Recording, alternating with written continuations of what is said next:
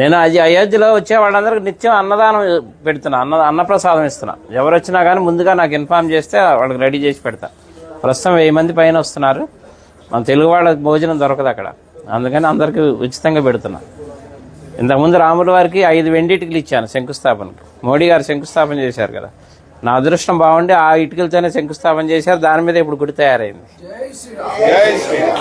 తర్వాత రాముల వారికి బంగారు పాదుకలు చేయించా, వెండి పాదుకలు, బంగారు పాదుకలు. వెండి పాదుకలు తీసుకొని దేశం అంతా అన్ని దేవాలయాల్లో పూజలు చేయించా.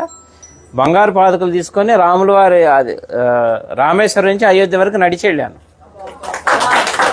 అది కూడా రాముల వారు నడిచిన దారిలో వెళ్ళా, డైరెక్ట్ వెళ్ళిపోకుండా వెళ్ళి ఇప్పుడు అక్కడే స్థిరనివాసం ఉంటున్నాను. తర్వాత ఇప్పుడు ధనుసు చేయించా 14 కిలోలు.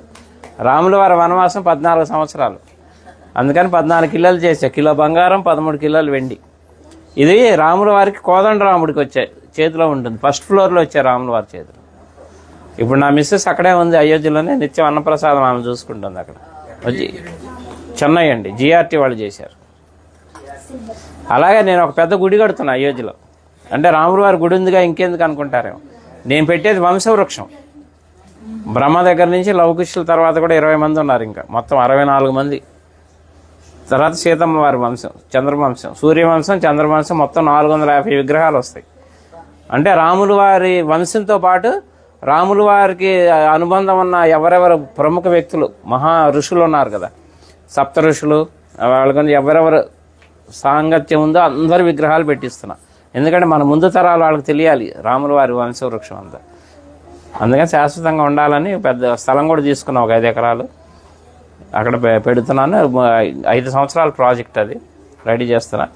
అలాగే ఇప్పుడు అయోధ్యలో అంటే మన తెలుగు వాళ్ళ తరఫున నేనేం పని చేసినా తెలుగు వాళ్ళ తరఫున చేస్తాను. అయోధ్యలో వాల్మీకి ఎయిర్పోర్టు, ఇక నేను వెళ్తూ వస్తూ పోతూ ఉంటాను కాబట్టి 2-3 సార్లు చూశాను, కానీ నాకు ఎందుకో లోటుగా అనిపించింది. అక్కడ ఒక విగ్రహం పెట్టిద్దామని గవర్నమెంట్ని అప్రోచ్ అయితే పర్మిషన్ ఇచ్చారు, సెంట్రల్ గవర్నమెంట్. 16 అడుగుల వాల్మీకి విగ్రహం పెడుతున్నాను. ఆ విగ్రహం కూడా రెడీ అయిపోతుంది ఇప్పుడు. అది కూడా ఎవరన్నా సహకరించినా కానీ తీసుకుంటున్నా. ఎందుకంటే భక్తి నాకు ఒక్కడికే కావాలని కాదు, పుణ్యం అందులో అందరినీ భాగస్వాములు చేయాలి, ఎందుకంటే దైవ కార్యం. అందుకని ఎవరన్నా చేస్తే వీళ్ళున్న వాళ్ళు చేయొచ్చు. అనుగ్రహం మొదలుపెట్టాను, వర్క్ జరుగుతుంది ఫాస్ట్గానే. మార్చి ఏప్రిల్లో విగ్రహ ప్రతిష్టాపన అయోధ్యలో. అట్లా అన్ని కార్యక్రమాలు మీరు ఎవ్వరు ఎప్పుడు వచ్చినా కానీ నాకు చక్కగా నాకు ఫోన్ చేస్తే ముందుగా అన్ని ఏర్పాట్లు చేస్తారు. రూములు కావాలన్నా అక్కడ 48 రూములు కూడా కట్టబోతున్నాను. వచ్చేవాళ్ళు ఇప్పుడు ఉన్నాయి, ప్రస్తుతానికి 4-5 ఆశ్రమాలు తీసుకున్నాను, మన హ్యాండ్ ఓవర్లో ఉన్నాయి. ఎవరు వచ్చినా అకామిడేషన్ అది ఏర్పాటు చేస్తాను అయోధ్యలో. నా నంబర్ కూడా నోట్ చేసుకోండి, 9550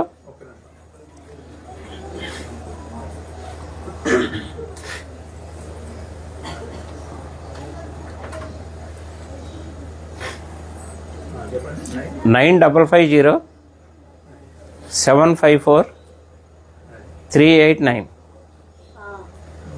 చల్లా శ్రీనివాస్ శాస్త్రి అయోధ్య అని పెట్టుకోండి. ఇంకా నేను ఉండబోయేది అక్కడే, హైదరాబాదే మాది కానీ మణికొండ, కానీ ప్రస్తుతం ఇంకా షిఫ్ట్ అయిపోయినాం అక్కడే ఉండి వచ్చే భక్తులకి సహాయం చేద్దామని అక్కడే ఉంటున్నాయి. ఇంకా రామ భక్తులకు సేవ చేసుకునే భాగ్యం ఇప్పించాడు రాముల వారు నాకు. ఎందుకంటే నిన్నే బాలరాముడు ప్రతిష్ట నిన్నే 1 year. అందుకే మా ఆవిడ అక్కడ ప్రసాదాలు తయారు చేసి మాకు అవకాశం ఇచ్చారు. ఇప్పుడు 6 రోజులు మొత్తం లోపల ప్రసాదాలు పంచే అవకాశం కూడా ఇచ్చారు. నిన్న మొదలైంది కార్యక్రమం, అందరికీ వినియోగిస్తున్నాం. 9550-754-389. చల్లా శ్రీనివాస్ శాస్త్రి అయోధ్య. ఓకేనా? ఎవరు ఏ టైంలో చేసినా కానీ నేను అందుబాటులో ఉంటాను.